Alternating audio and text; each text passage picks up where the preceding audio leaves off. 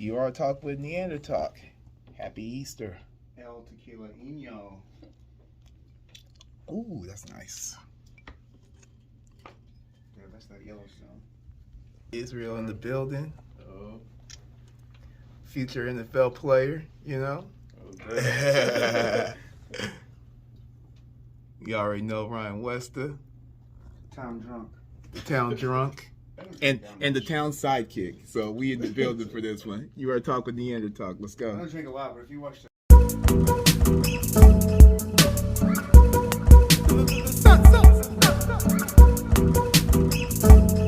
Yeah. Doing some fly shit all up in my booth. Everybody know THA the fucking truth. Yeah. AM to the PM. It's a celebration. Everybody know that nigga still living. Off the top of my head, I'm thinking rolling blunts. You are talking with Neandertalk, your boy THA, you know what I'm saying? We with Isreal Watson, you know what I'm saying? How'd you feel about the podcast, you know what I'm saying? No, Watkins. Oh, Watkins. kidding. Oh, damn, you have me thinking to myself like, oh, shit. How'd you feel about the podcast this Had a good podcast, man. I'm definitely coming back. Got to chop it up again. Oh, yeah. Heck yeah. Especially when you get smoked by me on the race. Yeah. Also, do I get an invite to the draft party? yeah, Okay, too, cool, yeah. cool, cool. I'm definitely going No, there. I'm don't going invite there. yourself. Because see, me and my friends, what we're gonna do for the first 2 days of the draft, because it's gonna be Thursday and Friday. So I know I took a half day off to make sure to go out there. A lot of my friends coming out of town. Yeah, so I think we're probably gonna hit up P now or something like that just to watch it and stuff. Yeah. But the fact that it's on a Saturday, oh yeah, I'm there full. Yeah, show up. I'm there. Anybody you want to. Oh Show yeah. up. I gotta see this race. You know what I'm saying? I got my money on like you just I was because about to say, you're about to alright. be a professional athlete. Yeah. I mean, you're about to be in the NFL. Like you lose this guy right here. I don't know what to tell you on that. Hey, like you said, you got hands though. Man, but oh yeah, good luck though. This Appreciate it. you know what I'm saying, at the draft. Appreciate it. Heck yeah, man. Yeah. Top toes. Top toes, top to bottom. Spring Comp collection. Hell yeah.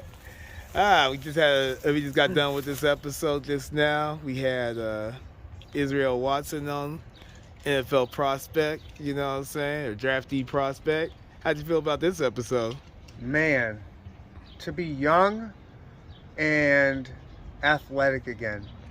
Like getting ready to know your whole dreams are about to smack you in the face. Your whole life you're getting ready to go to the NFL, and then to be like right there, like pro days here, draft days in a couple weeks, like you're ready to make your dreams come true and be in the NFL. What a time to be alive for that young man it must be. And he's earned it. Most definitely. Most definitely. Where do you think he'll get drafted at? You know, he said he wanted to go anywhere. He said he don't matter. He just wanted his chance to play, and he just want to, do his thing. But where would you like him to go to? A team that's got a good veteran wide receiver that can kind of show him the ropes. Maybe like a Fitzgerald. What's his name? Larry Fitzgerald. Larry Fitzgerald. Yeah, he retired. I mean, he didn't officially retire, but he hasn't played for the Cardinals in forever. Wherever he feels is. like it's been like at least 2 seasons. No, he was. I think he played last year and he was Nah, I want to say he didn't play for the last 2 seasons. good. Google it. He played. I'm gonna Google it. He played and he was But the good. last time he played, though, he was playing third string and he was doing this thing till this day, and he can still play to this day. Maybe I'm misremembering, but I think Larry Fitzgerald was doing good like last year. I think he was injured for the first half of the year or suspended or some shit like that. And then at the end when he came back in, he was like week 8, like was just Like doing it Larry never Fitzgerald happened. things. Yeah. Anyway, so I'd like to see him with that type of wide receiver, like a good veteran wide receiver that would take him under his wing and get him for his first 1-2 years to kind of get him acclimated to the league, figure that out, and then just be the next Antonio Brown type ODB, big name superstar kind of guy, where like household name wide receiver. Hell yeah. That's what I want to see. That was awesome. Hell yeah. Well, that was a good episode as always. With Neandertalk, be sure to catch it. YouTube, Spotify, Apple Music, all Neandertalk Podcast. Yeah, and also saying that these women out here in Kansas City aren't given good blowjobs. Oh, wow. And I just need them to prove me wrong. Prove you wrong. Because I've been saying the same thing. They're not. Prove me wrong. They proved me wrong, too, with the jewelry on. Yeah. Damn, I think that's where I messed up. I mean, I'm divorced, so I messed up in all kinds of ways. But I don't know if she'll give me... I mean, I'm at least contributing to JUCO babies. Yeah. I got him playing soccer, and it's... I guess maybe he's long and lanky, and I was watching him run yesterday, and I was like, he's just not fast like me. I'm like, oh, I hate it. But I'm like, maybe he just looks like that because he doesn't... Those long, lanky... Could just be smooth, just be, striding, really. Yeah. That's what it is. You got time to get faster, too. You can always get faster. Yeah, how do you get faster?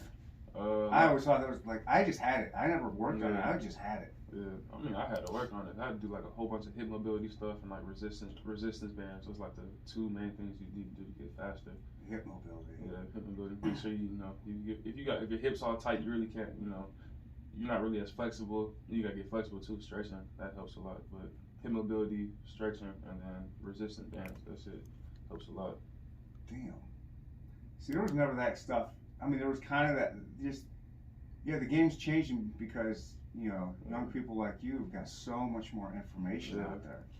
Do you use, when you're working out and stuff, is it all just from whatever trainers are telling you to do, or do you do your own research, in the off season? Are you watching YouTube videos or talking to trainers? How do you stay in shape and develop your own workout and stuff in, the off season? I kind of just let the trainers do it, really. Because I've been working out with iRise since high school, so they kind of know what I need to do and what I don't need to do, what's gonna help me get better. And then the past couple months I've been in Virginia training. I had a new trainer named Reese. He kind of just the first week kind of just did basic workout, see my strengths and weaknesses, see what I need to work on. And after that he made this whole workout program for me for the next 2 months I was down there. So it kind of just depends really. I just kind of just let the trainers do whatever. And eating too? Do you get to eat whatever you want, or do they got you put on a plan? Well, when I was in Virginia, I was kind of on a meal plan, kind of eating I was eating a lot of fish and rice and chicken and vegetables. But honestly, I kind of got a bad diet. I eat Chipotle 2 to 3 times a week. Candy consistently. Candy? Yeah. What's your favorite candy? Any sour candy. Yeah, I love me some. I like some sour. I like. And what's your real? Really, is it jewelry? Is it a necklace? It'd probably be. You want some more? Probably be El Tequila, Let me get a little bit more. But probably some jewelry, or I definitely want to get the G wagon though at some point. That'll probably be my first big purchase, the G wagon. Really. You ever seen the documentary Broke? I have. Yeah, we had to watch it at JUCO, so we had this. When we first get there, before fall camp, we have do these seminar sessions, whatever. During one seminar session, we had to watch that documentary, Broke, just so they put in our mindset now. Even though we in JUCO, after this, you guys will go somewhere farther and better than this. So you see how people end up, so don't be like this. So, it's easy to spend money too, especially whenever you got you lose track of it. I mean, you can see a documentary, but then when you actually get caught up in it, it's hard to get ain't nobody thinking about that documentary. Yeah, facts, yeah. Especially when you're living it, it's you just live in the moment. You don't know what's going on until the money goes. Damn, what happened to it? And it's shit. What happened? There's some. I saw. What's his name? Deontay West. Oh yeah. Devontae West. He's played for the Mavericks. I know. I just know him from a song. This was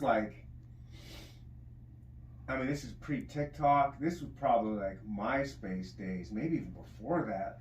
But he was doing some kind of video of him in a drive-thru with his buddies at Taco Bell, and he's high as fuck, just higher than giraffe pussy. And he's asking for hot sauce. Oh yeah, hot sauce in my bag, hot sauce in my bag. I'm dude, this dude in the NBA not rapping, just singing about hot sauce in his bag, high as fuck, living the life. Yeah. Living the life how you're supposed to as a pro athlete. Every kid, almost every boy dreams of being a pro athlete. Yeah. This guy makes it. And then I saw some shit on him on YouTube not that long ago where... Oh, yeah. Oh, he's homeless. Yeah, he's homeless now. Yeah. Yeah, that's crazy. Like, homeless for real. How? Yeah. Like, homeless for real? Like, I don't know. Sad story. Yeah, it's definitely a sad story. I think he was hooked on some type of drugs too, and you know when you go on drugs, you got money, you just spending money on drugs, and then you doing this, doing that, and shutting fast. There's so many traps, Isreal. A lot. So you're young. Mm-hmm. How old are you? 23. Yeah, 23. Yeah. God, you just got the world ahead of you, and there's so many traps, and I can imagine being this like. You're not a big Instagram or social media user either. You're doing shit right. You're getting drafted. Yeah. You are getting drafted. There's just too many traps out there. It seems like you're avoiding them. It'd be like, yeah, that one play, like, okay, I like what he just did. Let me look at him a little bit more, see how consistent he is. Yeah, how do you stand out? Do you have to stand out in a practice, in a preseason game? Like, I would say probably practice, like pay attention to the details, make sure you do everything. I feel like the way I would stand out the most is how fast I can learn the playbook. okay. You know what I'm saying? Learn the playbook and not just learn, like, for example, you receiver, you got X, H, Y, Z, like labeled positions, whatever. Instead of just like learning the position X, like learn all the positions, like the whole playbook. I feel like that would benefit me the most. Oh. Yeah. I don't even think about that. Like, Yeah. especially like, so, okay, what was the transition of playbook ability or capability from junior college to D2? Was there a giant, like, oh shit, these guys are like, their playbook's way bigger, I got more to learn, or was it similar? It was kind of the opposite. The playbook in JUCO was bigger, but once I got to, playing at the other schools, we did like a lot of hand signals. So we played like a no-huddle offense. It was like spread offense. So a lot of like hand signals, a lot of, whatever it needs to be, like a lot of verbal commands, whatever. So it was easier going to like that transition because, pointing at skies, running hits, putting down to the floor. That's a Who's pointing? The quarterback. So we looking at the quarterback the whole time, touch his face mask, run the go ball. So it's like really simple, like stuff. So that made it easier. What's good to everybody? Appreciate everybody checking out the vlog. Don't forget to like, comment, subscribe, and appreciate y'all sharing too. Yeah.